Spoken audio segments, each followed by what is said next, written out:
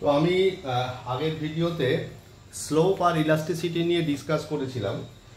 তো আমরা না একেবারে ইলাস্টিসিটির শেষ পর্যায়ে, মানে চাহিদার স্থিতিস্থাপকতার একবারে শেষ পর্যায়ে এসে পৌঁছেছি। এবার আমাদের আর দুটো টপিক বাকি আছে, একটা হচ্ছে ইনকাম ইলাস্টিসিটি আর একটা হচ্ছে ক্রস ইলাস্টিসিটি। আমি তোদের এই ভিডিওর মাধ্যমে ইনকাম ইলাস্টিসিটিটা মানে বোঝাবো, আর ক্রস ইলাস্টিসিটিটা ক্লাসে হয়তো বোঝাবো, খুব সহজ আমাদের। তাহলে এই পুরো টোটাল এই জায়গাটার বড় ছোট কোশ্চেন মানে শর্ট এসে টাইপ সব শেষ হয়ে যাবে। এরপর আমরা কিছু শর্ট কোশ্চেন পড়বো। তার মানে আমাদের মানে কনজিউমার বিহেভিয়ার থিওরির একটা জায়গা আমরা মোটামুটিভাবে কমপ্লিট করব। এবার কনজিউমার বিহেভিয়ার থিওরির পরবর্তী জায়গা নিরপেক্ষ রেখা মানে ইনডিফারেন্স কার্ভ আমরা শুরু করব, ভেরি ইম্পর্টেন্ট ওয়ান। তো যাই হোক, আমি ইনকাম ইলাস্টিসিটিটা বোঝাবার চেষ্টা করি। তাহলে ইনকাম ইলাস্টিসিটি আমরা যখন বুঝবো, আমরা ই দিও, ই ফর ইলাস্টিসিটি আর এম ফর মানি, সি মানে ওটাকে ওয়াই দিয়েও ডিনোট করা যায়, কোথাও কোথাও ওয়াই দিয়েও ডিনোট করে।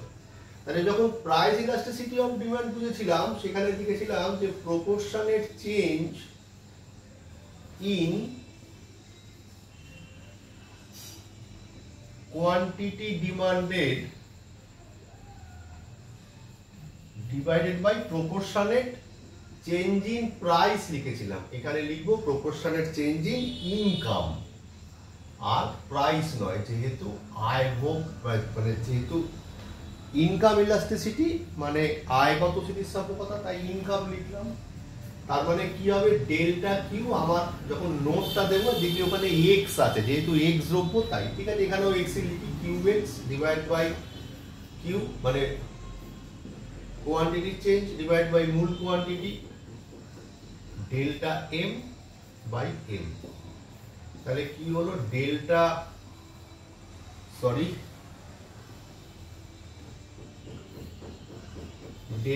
Q x by q into m by delta m. ডেল্টাটাকে একদিকে করলাম, delta q x divided by delta m into m by q. আগে না যখন প্রাইস ইলাস্টিসিটি অফ ডিমান্ড বুঝেছিলাম, delta q by delta p less than 0 ছিল, কেন একটা বাড়লে একটা কম ছিল। এখানে এম বাড়লেও, এম যদি বাড়ে আমার কোয়ান্টিটি অফ ডিমান্ড বাড়বে, তার কারণ আমার যদি ইনকাম বাড়ে নিশ্চয়ই ভাবে আমার চাহিদাও বেড়ে যাবে, তাই না? তাহলে এই ভ্যালুটা হবে হচ্ছে কিরকম, পজিটিভ। সাধারণভাবে ইনকাম ইলাস্টিসিটি অফ ডিমান্ড হবে হচ্ছে পজিটিভ। এবারে ইনকাম ইলাস্টিসিটি অফ ডিমান্ডকেও আমরা 5টা ভাবে ডিভাইড করব, কিন্তু এটা কিন্তু ওই চাহিদার স্থিতিস্থাপকতার মতন মানে প্রাইস ইলাস্টিসিটি অফ ডিমান্ডের মতন মানে অত থর পরপর যেতে পারবে না। কিরকম হবে, প্রথম যেটা যাব সেটা হচ্ছে যে যদি ইএম লেস দেন 0 হয়, তাহলে লেস দেন 0 মানে নেগেটিভ ভ্যালু, তার মানে এটা ইনফিরিয়ার গুডস এর ক্ষেত্রে কার্যকর হবে। ইনফিরিয়ার গুডস মানে নিকৃষ্ট দ্রব্য। প্রশ্ন উঠতে পারে নিকৃষ্ট দ্রব্য কাকে বলে? কোনো একজন ক্রেতার আয় বাড়লে যদি সেই দ্রব্যের চাহিদা তার কাছে কমে যায়, তখন সেটাকে বলা হবে নিকৃষ্ট দ্রব্য। কিভাবে করব? কিভাবে আমরা যেটা দেখতে পাচ্ছি সেটা হচ্ছে যে আমরা এখানে এদিকে কিউ এক্স কোয়ান্টিটি ভেবেছি, আর এদিকে কোয়ান্টিটি ভেবেছি, এদিকে মানি ইনকাম ভেবেছি। সেক্ষেত্রে চাহিদা রেখাটা যদি এরকম হয়, তুই লক্ষ্য করে দেখ তোরা, এই দেখ কোয়ান্টিটি অফ ডিমান্ড কি হচ্ছে, কমে যাচ্ছে। এই দিকে quantity of demand Q1 Q2 হচ্ছে কমে যাচ্ছে, দেখ মানি ইনকাম বেড়ে যাচ্ছে। তাহলে এটা হবে ইনফিরিয়ার গুডস এর ক্ষেত্রে।